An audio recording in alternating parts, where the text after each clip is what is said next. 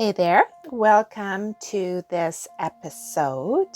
My name is Iris, and today I want to get right back to basics, the basics of relationships 101, because I think that either we never really understood the points I'm going to make or we've forgotten them. So that's what this episode is all about.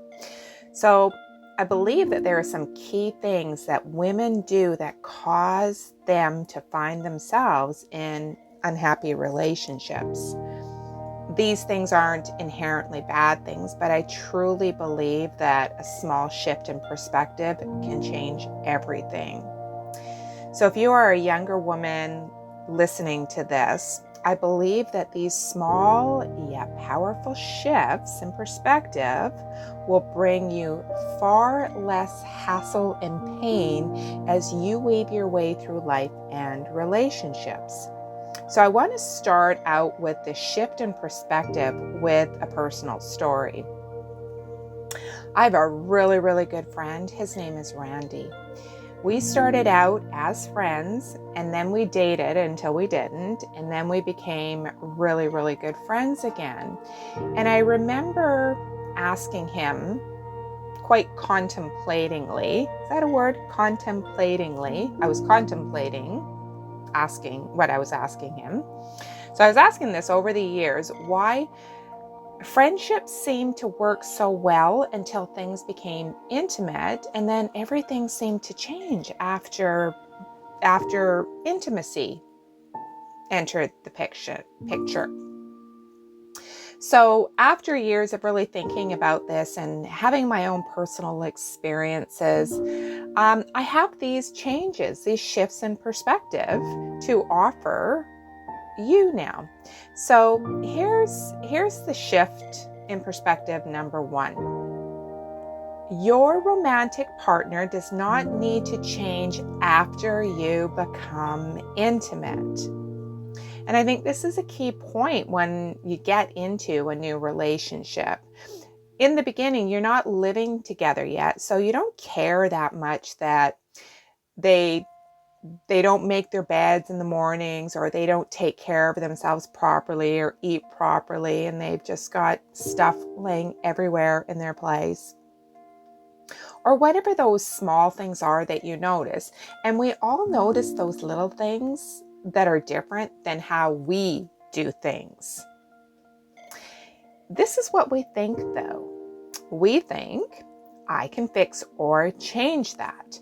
To which I want to offer you, please don't enter into a new relationship with the idea that you can change or fix those little things.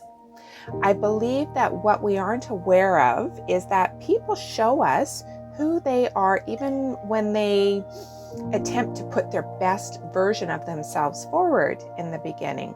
But as a little time goes on, you will start to notice things start to creep in. We can't hide who we really are forever. We just have to be the observer for a few months and watch to see if we like what we see. You don't need to change anything about anybody. You only need to notice if what you see works for you. It's actually quite unhealthy to enter into a relationship with the expectation that you can change somebody or fix those little things. So if you see little things, try and be okay with them, because most people in a new relationship will lean into those small changes to make their partner happy anyways. And the more you are okay with the little things, the better off things are, because the little things, incidentally, will become major bones of contention if the relationship goes off the rails. So for example, how many times have you heard maybe your friends get into a fight, things aren't going so well, and some of the things that you hear of are the other person doesn't help with the housework. There's always, a pile of dishes left in the sink, and there's toothpaste forever in the sink. That's what the little things that couples will start to fight about. So when couples hit challenging times, the little things come up as being the issue, but it's never about those little things. The little things are just the attempt we make to regain a feeling of safety and security in the relationship, because at a deeper level, there's something going on that is bringing imbalance and disharmony to the relationship. So my point here is, be okay with the small things, because the small things really don't matter to being happy in a relationship. And what you are also looking for are the big things. And we're going to talk about some of the big things coming up here in Shift in Perspective number 2. So this is actually quite a big shift in perspective. They do not need to change who they are for you to be happy. That's big, right? So usually when we become very unhappy in our relationships, it's because of one of two things. You or the other person has changed, and one of you is no longer on the same page, or the person that you chose was always the way they are, but you ignored the signs and have been waiting and trying to get them or things to change. So let's look at the first point. You or your person has changed. This happens a lot, and it happens for a lot of different reasons. Sometimes we outgrow our partner and we just want different things. You know, you can take that couple who stayed together for 30 plus years, raising their children, but now as empty nesters, they find that they have not that much in common anymore, and they want to rediscover who they are as individuals and have other relationship experiences. That's actually quite common in today's day and age. And we live in a different time now. It's not like when our great-grandparents were young. They didn't live well into their 80s and 90s with so many options and opportunities and experiences to have. Their lifespan was considerably less, not to mention that there were religious influences and society prevented couples from getting divorced. I also do understand that there are still religious influences where divorce is not acceptable. But in general, that's not the way it is anymore. We live longer, which raises the question that maybe we aren't meant to be with one person our whole life. Perhaps we're meant to have a few partners throughout our lifetime. And I know some of you listening to this might disagree, and that's okay.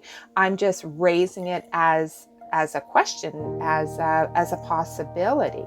So, you know, maybe one relationship will help us to understand what we want. Maybe another relationship could be to one that we would have children with, or that relationship is supporting us through a part of our life, just for a little while, or to help us grow into who we are meant to be. And maybe the final one is someone who we live in harmony with for the remainder of our lives. It's an interesting concept, I think, but ultimately, nothing in life ever stays the same, and neither do humans. So we either adapt with each other's changing and growing and, you know, changing wants and needs, or we decide to part ways. Now let's look at the second point. The person you chose was always the way they are, but you ignored the signs and have been waiting and trying to get them or things to change. This is actually really big, and I think that, well, I know for me personally, I have personally done this, and I know of so many people who have also found themselves in this position. So this is really just about ignoring our intuition and ignoring the yellow and red flags because we don't trust ourselves, we have low self-esteem, and we have low self-worth issues, or we truly believe that we can change them. The thing is we can't change another person. We can only ever change ourselves. When you think about it, when you get into a relationship, the last thing you want is somebody harping on you that you have to change all of these things. Why would you have to change? So when I talk about karmic relationships and healing our love wounds on my website and in my videos and in my audios, this is what I'm speaking to. Because how many people enter into relationships with that uneasy feeling about their person's actions and behaviors, but find ways to justify everything for the sake of feeling loved and wanted? And sometimes these types of relationships, they aren't completely toxic. Not every relationship that ends or has challenges or difficulties are toxic. Sometimes we're just out of alignment with each other's morals and values, but we come together because of sexual chemistry. And I don't personally think that there's anything wrong with that. But the trouble starts down the road around that 18-month mark, when the chemicals start to settle down and the incongruencies really start to show up. It's interesting. We can overlook what doesn't really work for us for the sake of our sexual connection, but we also don't exit at the time that, things start to settle down, because we have become attached and we're really looking for security or the ability to be able to depend on our person and really build a solid connection. So if you happen to find yourself putting up with breadcrumbs and hanging on to things like, oh, we went away for the weekend and they were so sweet and we had an amazing time and they were just so attentive, or they sent me the sweetest text and made me dinner and surprised me with flowers, but then they disappear and reemerge a week or two later with an excuse, or, maybe they even get angry with your questioning about what happened to them and where they went. This is your sign that this person, regardless of how amazing you think that they are at the time that you spent together, this person is not ready to give you the security, the dependability that you're looking for, and is not vested in the relationship in that way. And if you have an anxious, ambivalent tendency in relationships, this is going to trigger your attachment pattern. The fact that they disappear is actually a trigger if you have that anxious, ambivalent attachment type. And I will leave a link somewhere, probably up on the right-hand side here, to where you can see some characteristics. I don't want you to get caught up in labels. It's just how we deal with different situations in our relationship, and then the inner things that trigger us. That's what we're talking about here. So it doesn't mean that there's anything wrong with them. It doesn't mean that there's anything wrong with you. It just means they can't give you what you need, and you're not on the same page, and sometimes you're not even in the same book. Human beings aren't meant to be alone, and we want to connect. And we thrive in relationships when we feel secure and can depend on our person to be there and support us through the difficult times. I mean, how awesome is it if you find yourself in that type of connection where you know that your person is reachable any time of the day? They don't ghost you. They don't disappear for long periods of time. This invokes all of that anxiety in us. And when we're dealing with that anxiety about what's going on with the other person, we can't fully do what we need to do. We don't have that confidence and feel secure to go out and, step outside of our comfort zone, go to the next level in our careers, the ability to make money. Like, it's all wrapped up in there. So that's what we do. We look for, somebody who's going to support us through those times and help us grow through life. So if a person isn't able to show up for you that way, that's okay. That's not a reflection on you. You're just not on the same page. You just don't want the same things. So my point overall is that if it feels off to you, it means you should pull back a bit to see what's really going on before you get too heavily involved. There's nothing wrong with taking your time. And if you're putting up with their scraps, please walk away. Don't try and change them or hope that they will change. Accept that they are showing you who they are and where they're at in their own evolution, which is not where you are. It doesn't make you unlovable, as I said, and it doesn't mean you won't find someone who treats you with respect and values you and loves who you are. It will only cause you pain if you try and chase them. So trust your intuition. This is so big. Trust your intuition. If you sense that they are being unfaithful, trust that. Because even if you're wrong, the worst thing that could happen is they call you crazy. The best thing that could happen is that you open the door to a relationship where you feel safe. So here's the third shift in perspective.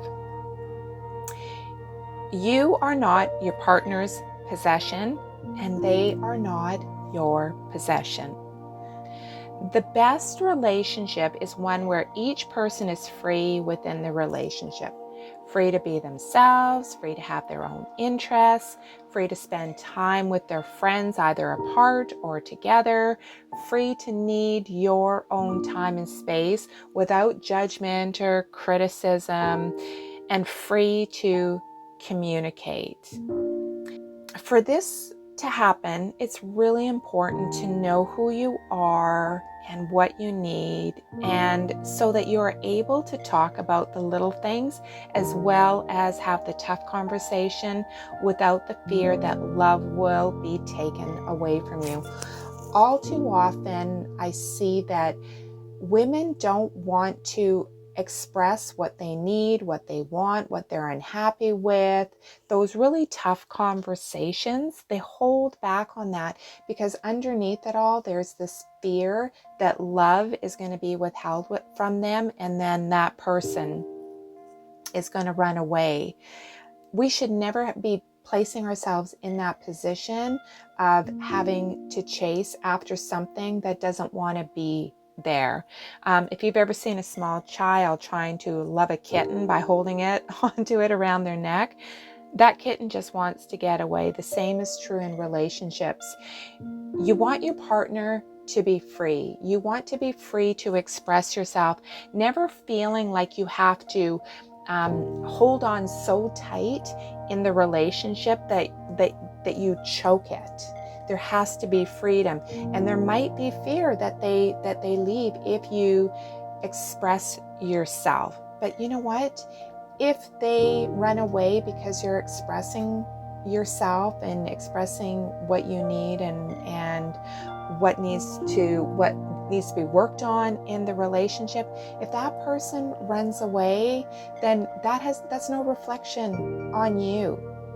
That is only a reflection on where they're at in their lives, and they might not be ready or have done enough internal work in order for them to feel safe to receive what you have to talk to them about without it triggering them. So I really encourage you not to hold back on what it is that you need. Of course, we're going to always have conversations, with a lot of love and compassion. It's not about, doesn't have to be, about accusations about how horrible a person is or whatever it is, right? A lot of things come up in relationships, but we always have to be able to talk through the tough things in a relationship as well. And just let your partner be free and let yourself be free, because the whole point of relationships is to help each other grow through the relationship. So the love you deserve will come to you when you choose to love yourself. I really, really feel strongly about this, because so many people, and I know that I speak specifically to women, but this applies to men. I know so many men that are struggling with the same issues, the overgiving to get love, and just really weak boundaries, putting up with just breadcrumbs and just really horrible experiences and behaviors in relationships.